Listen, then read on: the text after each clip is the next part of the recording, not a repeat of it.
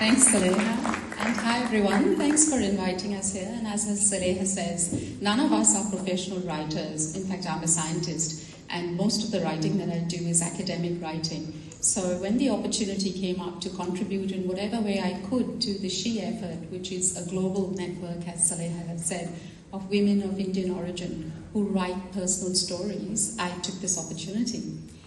The topic, as Saleha has said, was about unusual relationships.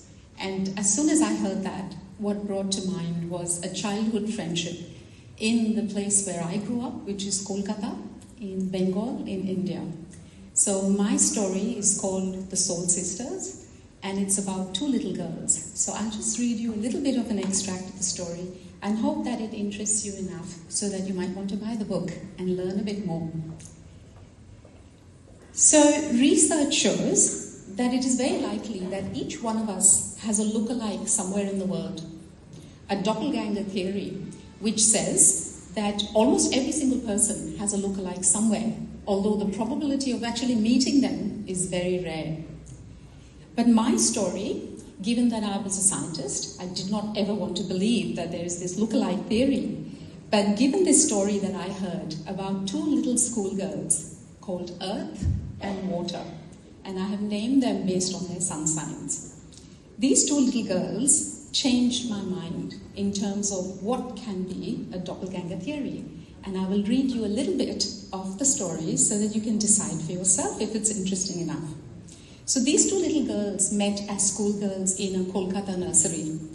And their first few years, they didn't actually come across each other. They were in different sections, and anyone who's studied in India knows that the two sections actually never really get together unless you're playing games or you have some sort of a joint exercise. So these two girls never really met each other till they had a coincidence where they were put together in the same class. Water had been quite sick, and so she was put on a desk near Earth so that she could catch up to the studies that she had missed. And these two girls, who had not really interacted with each other before, suddenly found that they had a lot in common. They started a friendship based on learning from each other, but soon they grew closer and closer. And surprisingly, people started noticing many similarities between them. Even their parents were shocked to find that Earth and Water actually looked very similar to each other. They had the same mannerisms, the same tone, the same way of speaking. In fact, as the teenage hormones kicked in and the girls grew, most people started mistaking one for the other. And in school, they started to be called twins. And surprisingly, unknown to them, their teachers began to notice that their handwriting was very similar. And when they did exams, they got very similar scores.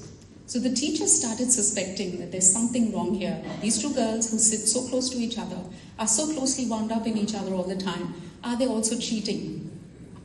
So the teachers and the nuns in that school decided to separate these girls and put them on opposite ends of the class.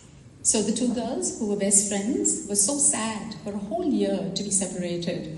But guess what happened at the end of the year?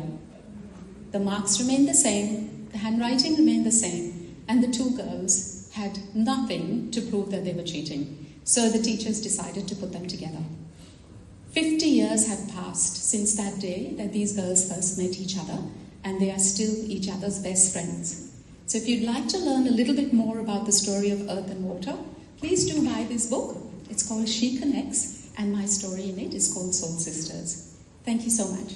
And I'm Saleha, and today we are going to share a bit about the SHE Writers Group, which was formed in 2019.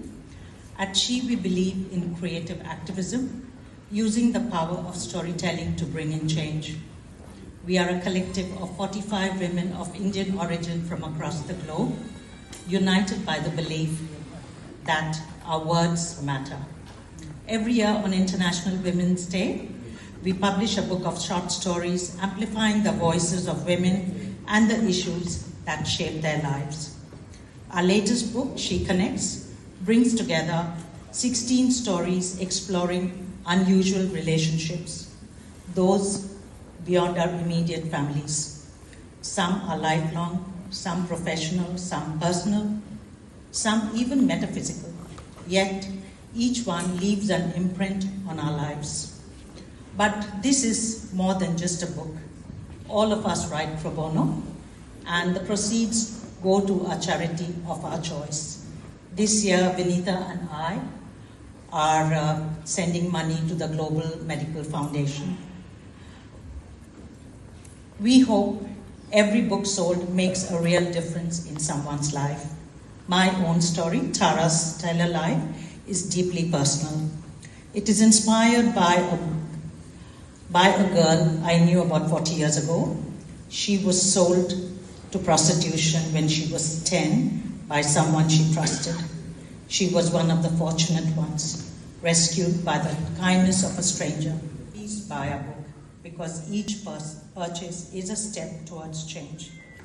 And I would like to take this opportunity to thank Neeraj, Siddharth, and Ruchi, who invited me to this amazing event.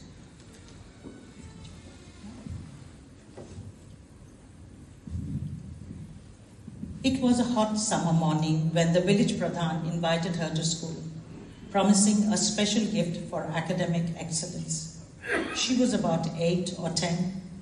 She didn't exactly know her age, nor did her family. Excited, she wore her best clothes to receive the special gift. No one was there, only her and him. I called you early so the other children aren't jealous of you receiving this special gift, he said. He gave her colorful books and a red drink, which she drank in a gulp. She hadn't eaten that morning. School to home was an hour's walk, and with 8 siblings and only her father working, skipping meals was normal. She woke up to an unfamiliar swaying motion. Confused, she looked around to unknown faces and scenery. Turning, she saw the Pradhan. "It's okay," he whispered. "We are going to Pandaveshwar, where you will get more prizes." "But what about Ma and Appa?" she asked, realizing she was on a train. An uncomfortable feeling knotted her stomach. "Don't worry, I stopped by to tell them." Relieved, she started to enjoy the first train journey of her young life. Pandaveshwar never came, and she was still on the train at nightfall. "How much longer?" she asked. After the initial platitudes, the Pradhan ignored her. Too scared, she cried quietly, praying that her parents would find her. The passengers on the train looked away. The following day, she was unceremoniously put on a rickshaw that transported her to the doorstep of an old house. Even in her innocence, she knew this wasn't a school. A woman opened the door and ushered them inside. Seeing a friendly face, she trusted the woman and followed her inside. The rest, I hope you will buy the book. We have about 20 of them, $25 each, $5 goes to GMF. Thank you.